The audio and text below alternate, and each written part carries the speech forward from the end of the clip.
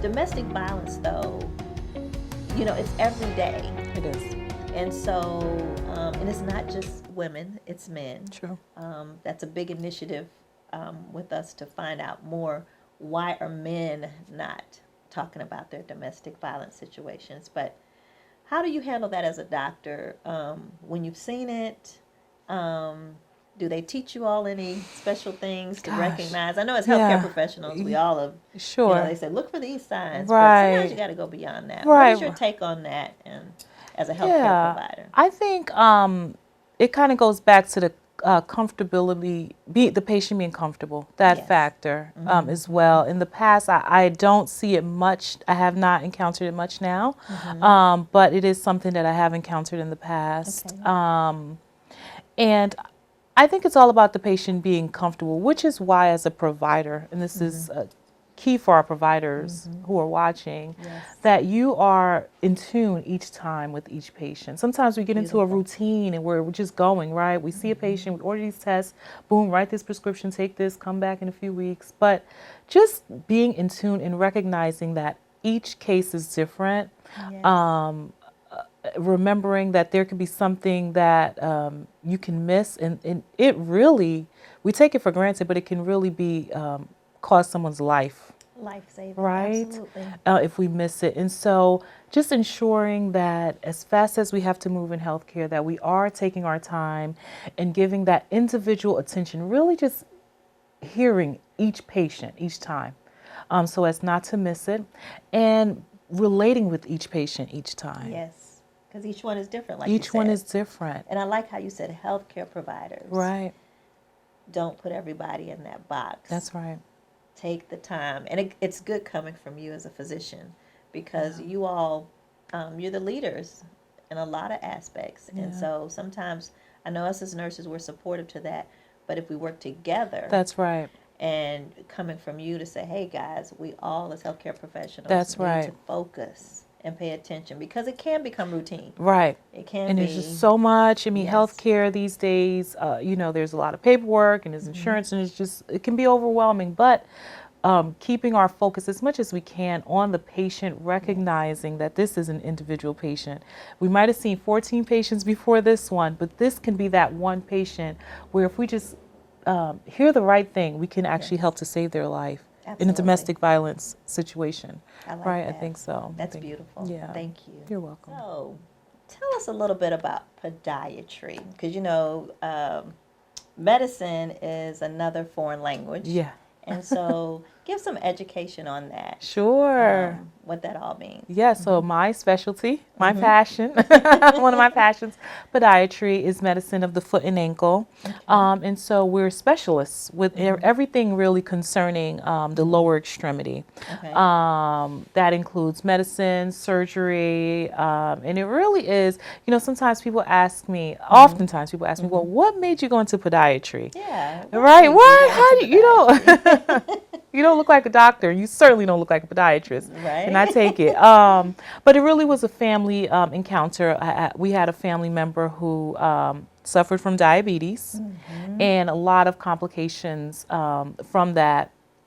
They had a lot of complications with the lower extremity that led to amputation. Huge in our community. And a big focus of mine, in my clinical practice. And so that really, with the amount of times that she would go to the podiatrist, I mean, that was one of the key doctors that she went to. And it sparked an interest in me, because people don't really pay attention to their feet, interestingly enough, until something happens. Then it's like, my appointment line won't stop ringing. And I'm like, really, I've been trying to get you into the office for 6 weeks, and now you can call me, which is fine, because we don't, those are things like our eyes, our feet, our teeth. We don't pay attention to those things until you have that toothache, and then you can't do anything else. And it's the same thing with your feet, right? You can't walk. We take it for granted. And so that's what podiatry is all about, especially for patients with chronic conditions, medical problems Yes. such as diabetes, hypertension, a lot of heart issues. Yes, because of that Oftentimes, diabetes. absolutely, oftentimes the feet are the first places where symptoms present. Wow. So, I enjoy the practice. I love Okay. it. All righty. Yeah. And good it, stuff. it feels good to know that, because as a nurse, I did home health I was a home health leader. And a lot of times with a podiatrist, Sure. you're looking at white male, That's right. typically. Opposite So of yours opposite truly. of yours truly. So it is beautiful. You're Thank making, you. it will inspire other young people, Sure. young black girls to Yeah. say, hey, let me look at the feet and the ankle, Right, right, So right. I love you're beautiful. Thank You're doing you. Thank beautiful you so things. much. You're Thank you. welcome. Thank you.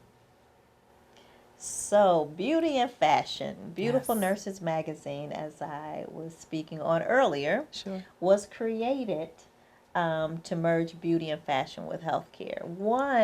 About 20 years ago when I started my career, early part of my career, I found that people didn't want to read the brochures or pamphlets, or I noticed after the doctor came in and left, they weren't paying that any attention. Right. So it was like, okay, do you have a Vogue or Essence I can read? Do you have a funny video? Sure. So I created it so that it could catch the eye. You would come and then you would receive information and not be afraid to receive it.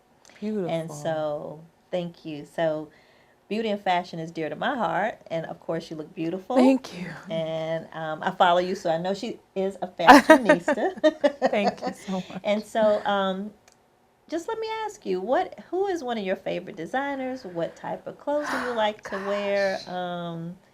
Makeup artists? Anything you want to say about beauty and fashion? Wow. I guess it's, I'm eclectic. That's what I like to say. I like that. Right? I like So that.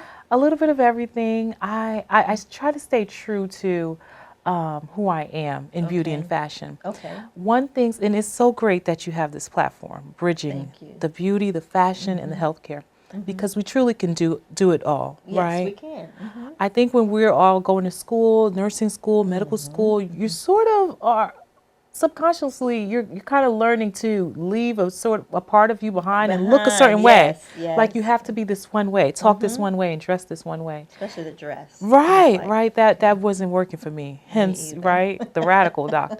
So, and I wanted to stay true to myself. And you truly can do both. Yes. And so I think this is wonderful. You're providing this platform to show providers that they can do that. Yes. I kind of like a mix. I don't really think I have a particular fashion designer, but I guess I have a style that I stay, and it's I like my that. style. Yes, your style. I feel like, and it goes back to oftentimes people say, well, you don't quite look like a doctor. I say, well, I don't have to dress a certain way in order, to fit the mold of, I know, doctor. right. The white coat syndrome. Sure, the white coat or, the Yeah. different race or the Yes. different sex, I don't have to be in a box. That's and that right. makes me fashionable. That's right. Because That's I'm right. not in a box. Sure, I like just that. kind of express myself and express my passion in healthcare and yeah. And that makes you beautiful, and that's definitely fashionable. Just